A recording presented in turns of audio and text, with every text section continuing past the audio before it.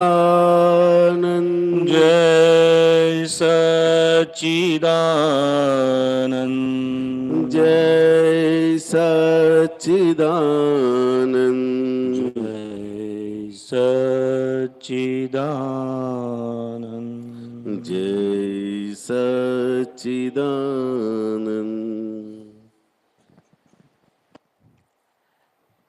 जय सच्चिदानंद।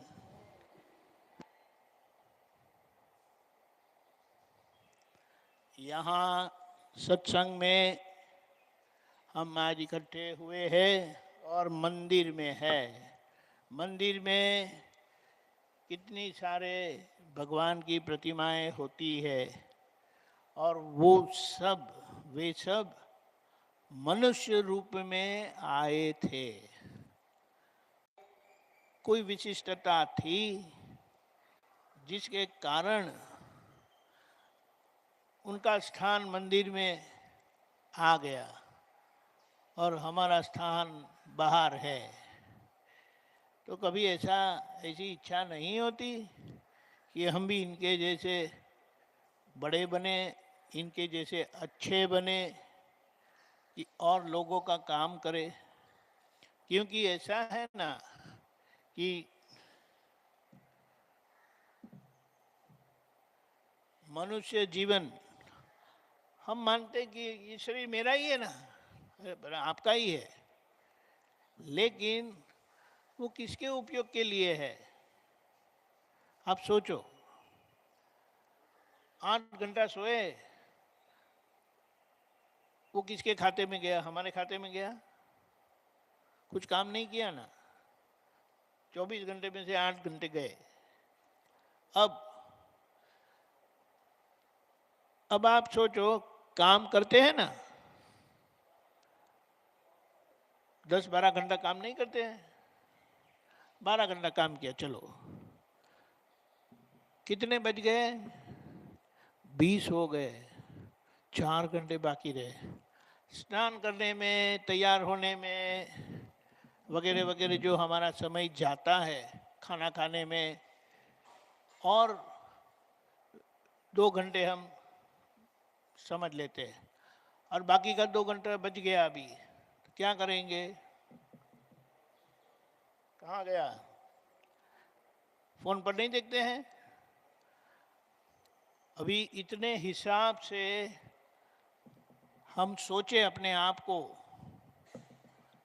कि अगर ऐसा हमारा जीवन है तो क्या ये महापुरुषों जिनको अंदर हमने स्थापना की है, जिनकी हमने अंदर स्थापना की है, वे ऐसे ही अपना टाइम गुजारते थे? ऐसे ही अपना टाइम गुजारते थे, हाँ या ना? नहीं। तो यहाँ पर कहीं पर गलती है हमारी, उतना ही समझना है। और वो गलती अगर हम समझ गए तो उनके पीछे पीछे हमारा जीवन होगा। धीमे धीमे सही मार्गदर्शन मिल जाता है ना, तो बिल्कुल उनके कदम से कदम मिलाकर हम चलेंगे, और वे जो वहाँ पहुँचे हैं ना भूमिका में, वो हमारी भी भूमिका होगी। ऐसा बताया गया है। वो एक हिंदी गाना था, यहाँ बार बार डाल डाल पर सोने की चिड़िया करती है बसेरा, ये भारत देश है मेरा। यहाँ हर बालक एक मोहन है और राय एक बाला। ये जो कहा वो सही है, गलत है? किसी ने लिखा, ऐसे ही लिख दिया? एक बात बहुत अच्छी समझना है, अगर कोई हकीकत नहीं है ना, यानी वो अगर वो असल में नहीं है, वो शब्द में भी नहीं आ सकती। और जो जो शब्द में आता है वो प्रकृति की, जीवन की सत्य।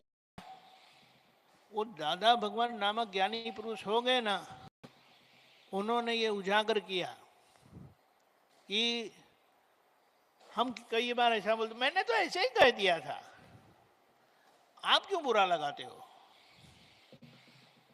ऐसे ही कह दिया बगैर कोई कारण। और अगर आपने कुछ कहा और सामने वाले को कुछ दुख हुआ तो वो प्रश्न नहीं है, और हम सहज में कह देते हैं, उसमें बुरा लगाने की बात क्या थी। ये थोड़ा भी हम सोचे ना तो हम जागृत हो जाएंगे। जय सच्चिदानंद, जय श्री कृष्ण। इसीलिए क्या बताया है कि देखो, हमें जीवन में सुख कितना आता है और जीवन में दुख कितना आता है, बताइए आप। हाँ, जीवन में सुख कितना आता है और दुख कितना आता है, 100% दोनों मिला के हम रखेंगे समझो,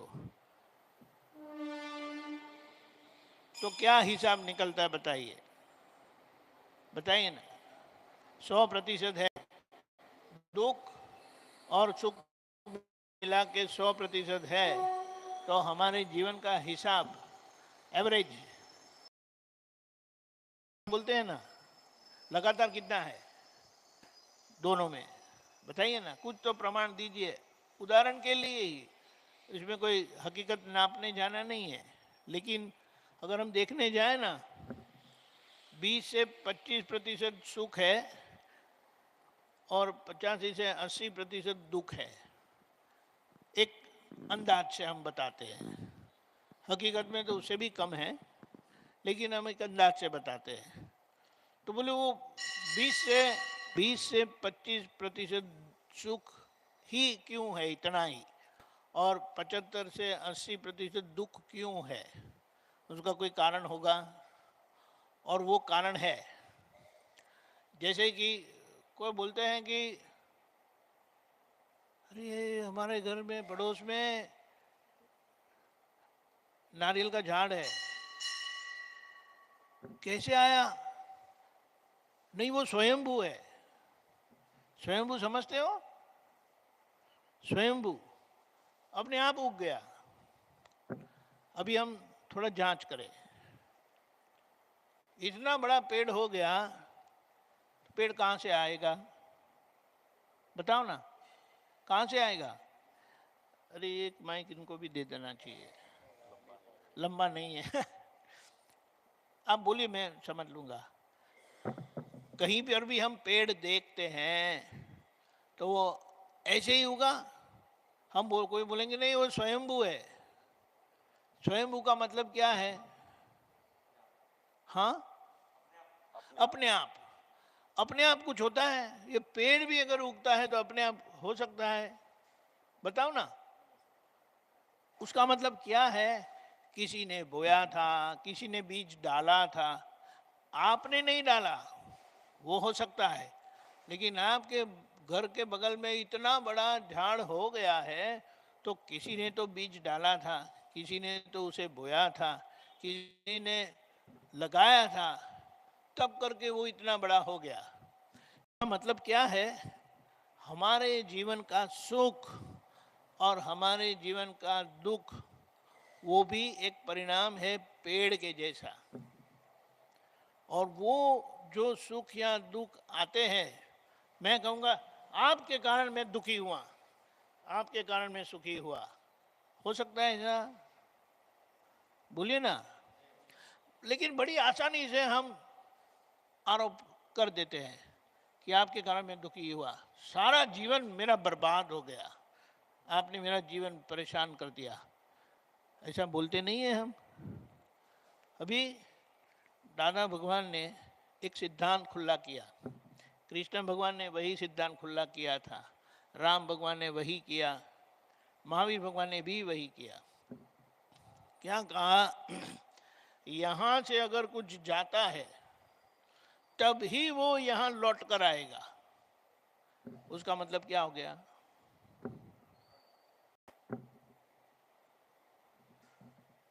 उसका मतलब क्या हो गया? अगर मैंने किसी को दुख दिया है तभी वो पलटकर मेरे पास आएगा। उसी तरह से मैंने किसी को सुख दिया है तो वापस पलटकर मेरे पास सुख होकर आएगा। अभी ये सिद्धांत तो मान्य करना योग्य है ना। कोई अपनी मर्जी से दुख भी नहीं दे सकता, कोई अपनी मर्जी से सुख भी नहीं दे सकता किसी को। अगर सामने वाले के ऐसा हम बोलते हैं कर्म के हिसाब में है तो कोई उनको सुख दे जाएगा या कोई उनको दुख दे जाएगा। कर्म का मतलब क्या है? जो जाने अनजाने में मैंने जो कार्य किया है, कारण स्वरूप कार्य किया है, कारण स्वरूप उसे भाव कहते हैं। वो भाव का परिणाम हमारे जीवन में हकीकत बन के आता है। अभी एक उदाहरण लेते हैं। दो व्यक्ति है, एक ही परिस्थिति में वो गुजरते हैं। एक धड़ से मार देता है, गुस्सा होकर मार देता है। दूसरे हैं वो शांति से समझाते हैं। अभी एक गुस्से होकर मारते हैं, दूसरे शांति से समझाते हैं। ऐसा क्यों है? तो जांच करने पर पता चला, उनको पूछा क्या यार आप जब भी देखो तभी हाथ उठा देते हो, डांटते रहते हो, गुस्से हो जाते हो। अरे ऐसा किए बगैर कोई सीधे नहीं होते। आज समझदार है कहाँ कि आप समझाओ और वो समझ जाए। उसका मतलब क्या हो गया? उन्होंने तय किया है कि मैं डांट कर मार कर लोगों को सीधा करूंगा। खास करके मेरे सामने अगर कुछ वो करेंगे ना, मैं तो छोड़ूंगा नहीं। एक बात हो गई। अभी ये दूसरे शख्स है, वो बताते हैं वो गुस्से नहीं होते, मारते भी नहीं है, दिल से समझाते हैं और समझाते समझाते वो थकते भी नहीं है। वरना समझाते अभी बहुत हो गया, अभी मैं समझाऊंगा नहीं, अभी तो मैं डांटूंगा मारूंगा। नहीं, ऐसा नहीं है। बोले आपको समझ में नहीं आता है ना, तब तक मैं समझाऊंगा, मैं समझाने को थकूंगा नहीं। ऐसा क्यों है? तो उनको पूछा तो पता चला कि वो बोलते हैं अरे डांटने से कोई सुधरते नहीं है, मारने से कोई सुधरते नहीं है, आप समझा दो समझ जाते हैं। क्योंकि अंदर उनके अंदर भी वही आत्मा है जो हमारे अंदर है। वो पत्थर को बोलेंगे ना, पत्थर को कोई फर्क नहीं पड़ता है। कोई पत्थर दिल होते नहीं है। हम बोल लेते हैं कई बार कि ये पत्थर दिल इंसान है करके, लेकिन ऐसा कोई होते नहीं है। क्योंकि कहीं ना कहीं वो भावुक होते ही है, कहीं ना कहीं वो उनका दिल असर करता ही है। तो ये समझ से एक प्रमाण निकलता है, जो भी कुछ हमारे जीवन में होता है उसके लिए हम ही जिम्मेदार है। इम्तिहान है, एक ने अच्छी तरह से तैयारी की थी, अच्छी तरह से पेपर लिखे, तो स्वाभाविक है उनको अच्छे मार्क्स आएंगे, गुण आएंगे। और दूसरे ठीक है पास ही होना है ना, लेकिन पास होते होते वो फेल हो गए, जो मेरे साथ हुआ था। हकीकत की बात है। क्योंकि मेरे लक्ष्य में ऐसा था, पास हो गए ना तो काम खत्म हो गया, अभी इतनी सारी झंझट क्यों करनी है। खेलने का अच्छा लगता था। और हमारे बड़े भाई साहब थे ना, वो रात दिन मेहनत करते थे। बोले आप इतने मेहनत क्यों करते हो? मुझे डॉक्टर होना है। बोला बहुत अच्छी बात है। 5 साल के थे ना तब से वही रट लगाते थे, डॉक्टर होना है, डॉक्टर होना है, डॉक्टर होना है। मेरा कुछ ऐसा तय नहीं हुआ था, लेकिन 9वीं क्लास में पास होते होते फेल हो गया। अभी कोई छोड़ेगा मुझे? क्योंकि वो जब पढ़ने बोलते हैं तो मैं क्या बोलता था, फेल होगा तो बताना। क्योंकि अब तक वो पास होता रहता था तो किसी को बोलने का मौका नहीं मिलता था। मैं पास हो गया ना, मेरी जान मत लो, मेरी जान छोड़ो, ऐसा कहता था। लेकिन उस वक्त 9वीं क्लास में वो 6 महीने की परीक्षा होता है ना, इम्तिहान, उसमें फेल हुआ और वो भी गणित में, एक ही विषय में 10 गुण आए 100 में से, और हमारे भाई साहब लाते हैं 98, 99, कई बार तो 100 लाए हैं। बोले इसमें तो आसानी से आ जाते हैं 100। लेकिन बहुत मार पड़ी, बहुत डांट खाई, और वो भी वो 6 महीने की जो परीक्षा होती है ना, तो वो दिवाली आती है बाद में, और दिवाली का समय था, मामा के घर जाते हैं, नानी के घर। तो मामा ने पूछा बच्चों का क्या परिणाम आया? बड़े भाई साहब ने कह दिया मैं फर्स्ट आया। अरे वाह मेरा प्यारा भांजा, होगा ही ना फर्स्ट आएगा तो। इसका क्या हुआ? बात मत करो, फेल हुआ है। फेल हुआ, उसको खाना क्यों खिलाते हो? ऐसा बताया, सब बंद कर दो अभी। वो झाड़ू वाले की भी कोई नौकरी नहीं देगा इसको। इतना बुरा लगा मुझे, इतना बुरा लगा। मामा के घर नहीं आना है अभी, स्वाभाविक है। और वैसे मामा के घर या नानी के घर जाना हमें हमेशा पसंद होता है। लेकिन एक अच्छी बात ये हुई कि तब मैं किया, अब मैं पढ़ूंगा, अब इन लोगों को बता दूंगा कि मैं भी पढ़ सकता हूं और मैं भी अच्छे गुण लाऊंगा। बोलो जो विषय में मेरे 10 मार्क्स आए थे ना, वही विषय में फाइनल 12वीं यानी फाइनल एग्जाम होती है ना, 70 मार्क्स आए थे, 70। और फिर 12वीं में 98 मार्क्स आए थे। क्या हो गया? 12वीं में 98 मार्क्स आए थे। और आज भी मुझे शिकायत है कि वो 2 मार्क्स काटे कहाँ पर, क्योंकि 3 घंटे का पेपर होता है ना, 2 घंटे में ख़त्म कर दिया था, और पता नहीं 2 मार्क्स उन्होंने कहाँ कट किए। ये बात है। तो यहाँ पर ये एक सिद्धांत पक्का होता है कि हमारे परिणामों के लिए हम ही जिम्मेदार है, और कोई जिम्मेदार हमारे लिए हम ही जिम्मेदार है। और तब से एक पक्का हो गया, मेरी इंजीनियरिंग खत्म हुई ना, तब तक मुझे कोई संकट आया नहीं, कोई तकलीफ हुई नहीं, और घर में भी सब लोग खुश हो गए थे।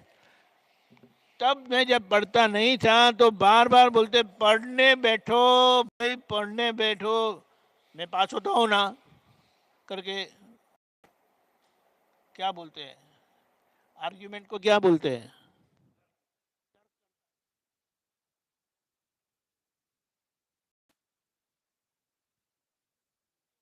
थोड़ा खेलने जाओ। मैं कहता था टाइम नहीं है, अब टाइम नहीं है। बोलिए, यानी हमारे लिए हम ही जिम्मेदार है। हम दुखी क्यों हैं? हम दुखी क्यों हैं? तो बताया कि हमसे ही जो गलती हुई है उसके कारण हम दुखी है। अगर हमने किसी को सुख दिया है तो हमें पलटकर सुख मिलेगा ही।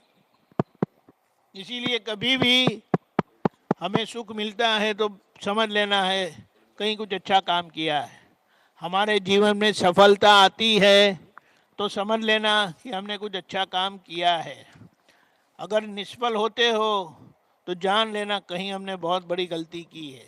लेकिन जब हम निष्फल होते हैं ना, तो हम लोगों पर दोष करते हैं, लोगों पर आरोप लगाते हैं, पार्टनर ने चीटिंग किया, इन्होंने मुझे धोखा दिया, उन्होंने मुझे धोखा दिया।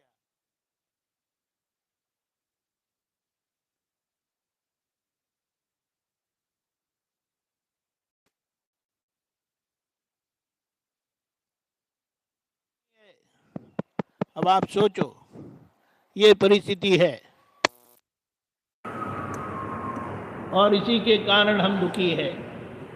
फिर दूसरी बात यह आती है, लाइट तो है, दूसरी बात यह आती है कि हमें सुख चाहिए तो सुख देना। सभी को ऐसा लगता है कि लोग मेरी बात सुने, नहीं होता है ऐसा, लेकिन कोई मेरी बात नहीं सुनता है। उन्हें ऐसा क्यों है? ऐसा है क्यों? लेकिन